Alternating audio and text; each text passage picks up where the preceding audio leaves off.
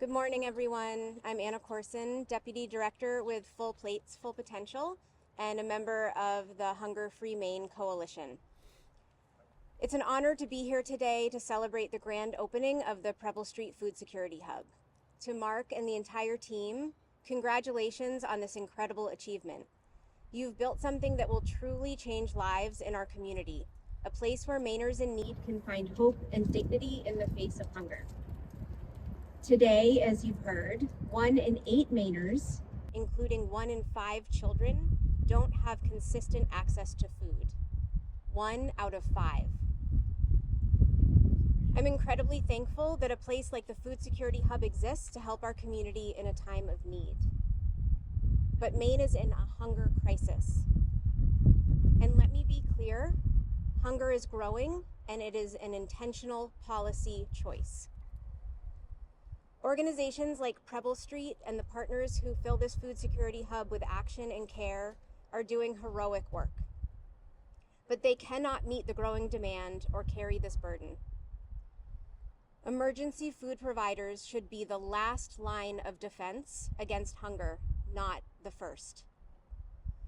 For decades, the Supplemental Nutrition Assistance Program, or SNAP, has proven to be the most effective anti-hunger program we have.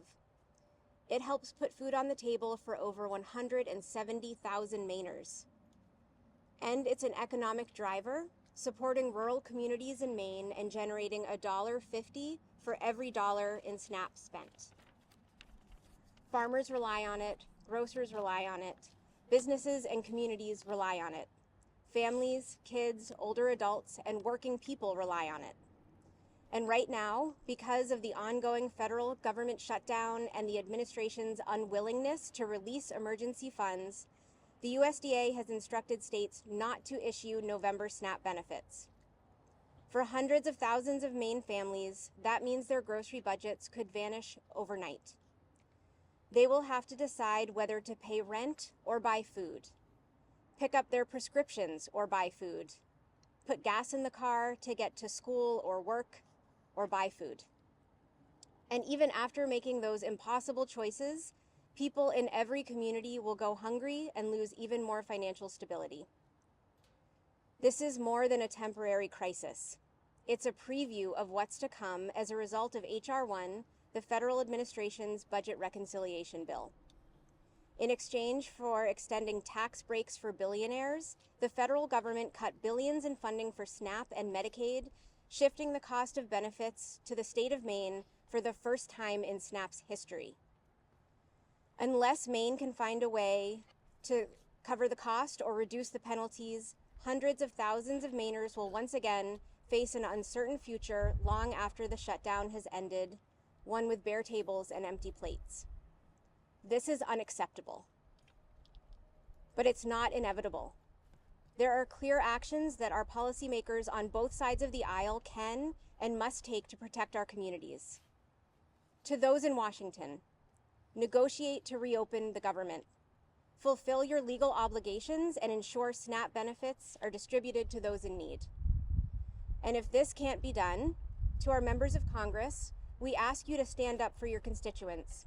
Demand that the USDA release the existing contingency funds to cover a portion of November's benefits and reassure states that they will be reimbursed if they pick up your tab to fill the gap. And to our state policymakers, know that this is only a dress rehearsal for what's to come. Without a federal plan or commitment to fund SNAP, our elected officials in Maine must be prepared to meet the basic needs of Mainers and ensure people don't go hungry on our watch.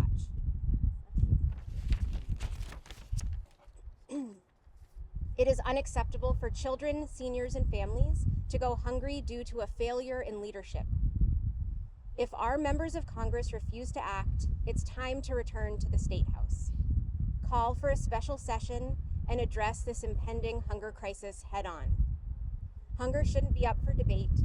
The Food Security Hub shows us what's possible when we come together, when we refuse to accept hunger as inevitable. Let's take that same spirit to Augusta, to Washington, and to every corner of our state. Congratulations again to everyone at Preble Street. You're standing up in the face of hunger, and I urge our policymakers and those in power to do the same. Thank you.